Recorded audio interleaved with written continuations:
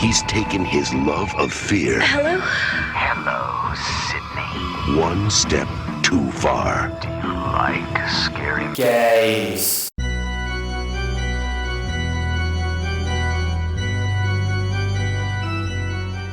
It's October, and you know what that means. The nights are drawing in, the cozy jumpers are coming out, and we get to celebrate the most magical time of the year, Halloween. And there's no better way to get into the festive spirit than by playing some scary games. I've always found video games are much more effective at sending the chills up your spine compared to the likes of TV and movies. Whereas it can be easy to detach yourself from the turmoil of a character on the silver screen. In games, it's you who has to peek around the corner or venture further into the darkness. Put it this way, I could quite comfortably watch Ridley Scott's Alien on my own in a dark room. I know I'm a badass, but I'd struggle to get through 20 minutes of Alien Isolation on a good day.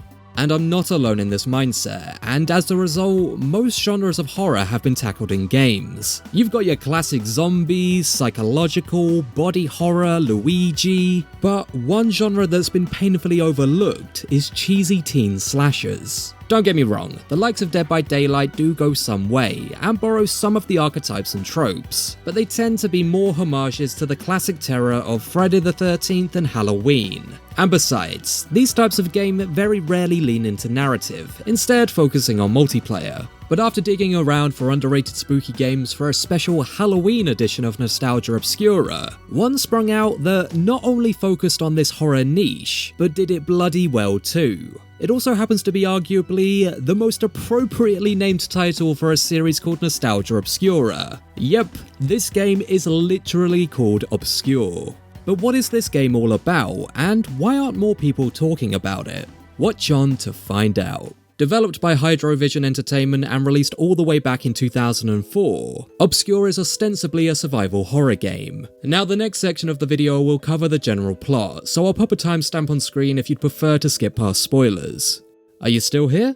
Okay, cool. Naturally, as with all good teen slashers, it has to take place at a school, and Leafmore High provides the perfect setting. You play as a group of kids who start to notice some strange goings-on, including students inexplicably disappearing and members of the faculty acting awfully suspicious. Mind you, at my school, I once saw a group of lads pick up and carry off a teacher's car like pallbearers, so honestly, all that other stuff would have probably flown under my radar. Anyway, you proceed to explore the school, encountering your mutated classmates and all manner of other obstacles, dangers, and booby traps. You'll eventually discover that, like myself during my goth phase, these beasties are sensitive to light, and there's some pretty inventive ways you can use your flashlight and exploit broken windows to weaken and defeat your foes. It's ultimately revealed that the mutated teens are failed experiments conducted by the principal Herbert and the school nurse Elizabeth. Not only have they been secretly injecting students with a rare plant spore in the hopes of finding the formula for immortality, they themselves are well over 100 years old, despite not looking a day over 60. It doesn't sound that bad, to be honest. These crow's feet are driving me crazy. But just as you come across Herbert, he's killed by another teacher desperate to find a cure for the infection. Herbert's twin Leonard, oh yeah, Herbert has a twin, witnesses the death and, in a fit of rage, murders the teacher and sets the biggest mutant yet on the teens. But in true popcorn horror style, you defeat the final boss, Leonard succumbs to the sunlight, and everything returns to normal. Happy endings all round. It's all delightfully campy, littered with cliches, and compared to the more thought-provoking horror of recent years, is as shallow as a puddle. But it's for these reasons that I, as well as many others, love it. It's an absolute product of its time, seen no more evidently than with the proud inclusion of Sum 41 in the soundtrack. Seriously, they stick it on the back of the box and everything. Oh, love to see it. The nostalgia is also very much there with the main cast of students, each of which have unique abilities and characteristics that affect the gameplay. For example, you've got Ashley the cheerleader, who can rapid fire with a pistol and deliver more damage with most weapons. Then there's Kenny, who, being the school jock, can run pretty fast, but he's not as interesting as his sister Shannon. A smarty pants trying to hide the fact she's a smarty pants. She provides tips on puzzles and can heal the party's wounds.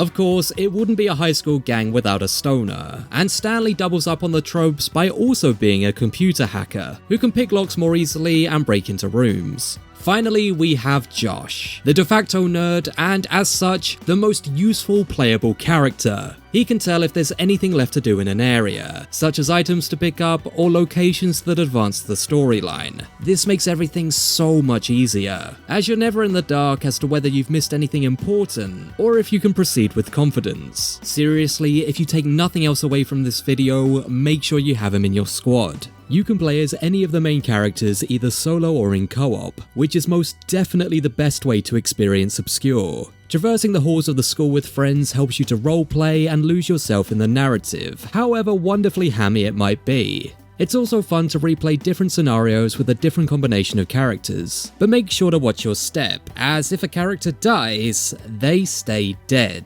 And when I say watch your step, I do literally mean watch your step, as there's some areas where one wrong move leads to someone falling to their death and it can be super frustrating. Yet overall, this is a really nice addition, as not only does it ramp up the tension, but it also makes it feel like you're playing through a movie, where certain areas and moments provide perilous set pieces. Aside from that, it follows a lot of the tried and tested mechanics of survival horror. For example, there's a pretty deep crafting system that you'll need to make the most of if you're going to keep everyone alive. But if you do nothing else, for God's sake, tape your dang flashlight to your gun as soon as you can. Without it, you're not going to get very far.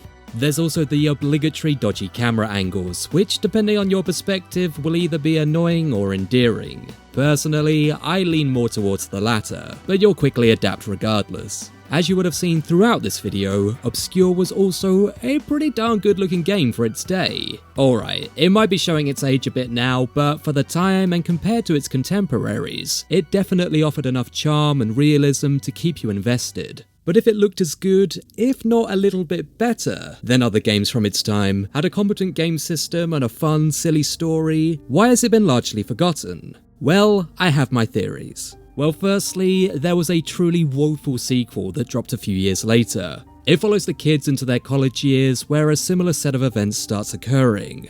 You know, it's almost fitting that, like a lot of horror movie sequels, this felt like a cheap cash-in that lacked the plot, originality, and charm of the original. Although it doesn't discredit the enjoyment of the first game, it's easy to see why it didn't win over any new fans. And what's more, Obscura was a victim of the time in which it was released. Not only was 2004 reaching the end of the PS2's dominance before the advent of the next console generation, but it also dropped the same year as Resident Evil 4. After over half a decade of dominance, the survival horror genre wasn't quite as in vogue as it once was or would become again. So it's not hard to see why something like Resi that shook up the formula would grab all the headlines. Had Obscura released a few years before or after, it might be held in much higher regard. Either way, I implore you to check it out. It received an HD remaster in 2016, which you can find on Steam, and although due to legal wranglings it's lacking the bops of Sum 41, it's still definitely worth your time this Halloween season. And if that doesn't quite satisfy your hunger for all things spooky, make sure to hit the subscribe button here for more videos on all things that go bump in the night, or head to upsidedownshark.com to find out more about everything we've got going on. Until then, my name is Tom, we've been UDS, and we'll see you next time.